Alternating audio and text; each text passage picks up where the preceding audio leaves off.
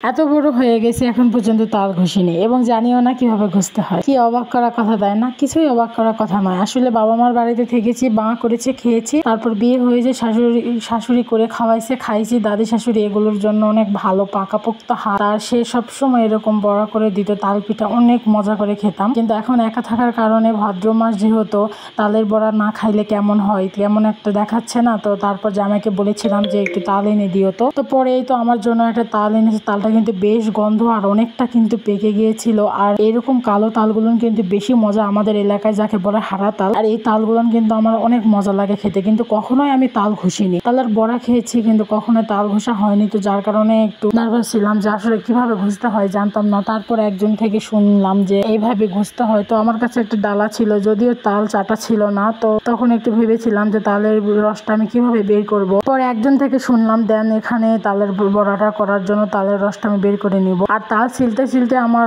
এতটা পরিমাণে খেতে ইচ্ছে করতেছিল, মানে প্রচুর গন্ধ, আর গন্ধটাও এত সুন্দর গন্ধ যেটা বলার মতো না। হতে গন্ধের কারণে তাল খেতে ইচ্ছে করবে এমন একটা বিষয়। তো এই তো এখানে পানি দিয়ে মথে নিচ্ছি, যদিও পারি না, বাট তারপরও ফার্স্ট টাইম চেষ্টা করে দিচ্ছি। এটা এমন কোনো কঠিন কাজ না, চেষ্টা করলে সবাই পারবে, কখনো করিনি এটাই আর কি। তো তারপরেই তো এখানে ডালা ছিল আমার কাছে, তো হাতের কাছে যেটা ছিল সেটা দিয়ে করে নিব। তো পরে ডালাটাতেই ঘষে ঘষে তালের রসগুলো বের করে নিলাম। যদিও তালের রস বের করতে একটু কষ্টই হয়, কেননা ঘষতে ঘষতে হাতটাই লেগে যায়। তো যদিও আমার একটা তাল ছিল, যার কারণে বেশি কষ্ট করতে হয়নি। তো ওইদিকে তাল ঘষা সবকিছু কমপ্লিট করে দিয়ে আসার পরে আমি তো এখানে মাছের মুড়ি ঘন্ট করব আজকে। তো জামাই সেই দিন গতকাল কাতলা মাছ এনেছিল, অনেক বড় ছিল মাছটা, তো মাছের মাথাটাও এনেছিল, কেটে আনছিল। তো পরে বললো যে মাছের মাথা দিয়ে তাকে মুড়ি ঘন্ট করে দিতে। কেন জানি না খাবারটা অনেক বেশি মজার হওয়া সত্ত্বেও আমি খেতে পারি না, কেন জানি না একটা আস্তে আস্তে গন্ধ করে। অনেকক্ষণ থেকে কষে কষে দেন রান্না করি, কিন্তু তারপরও খেতে গেলে কেন জানি না একটা গন্ধ লাগে। মাছের তরকারি খেতে গেলেও আমার একটা অন্যরকম হয়, কিন্তু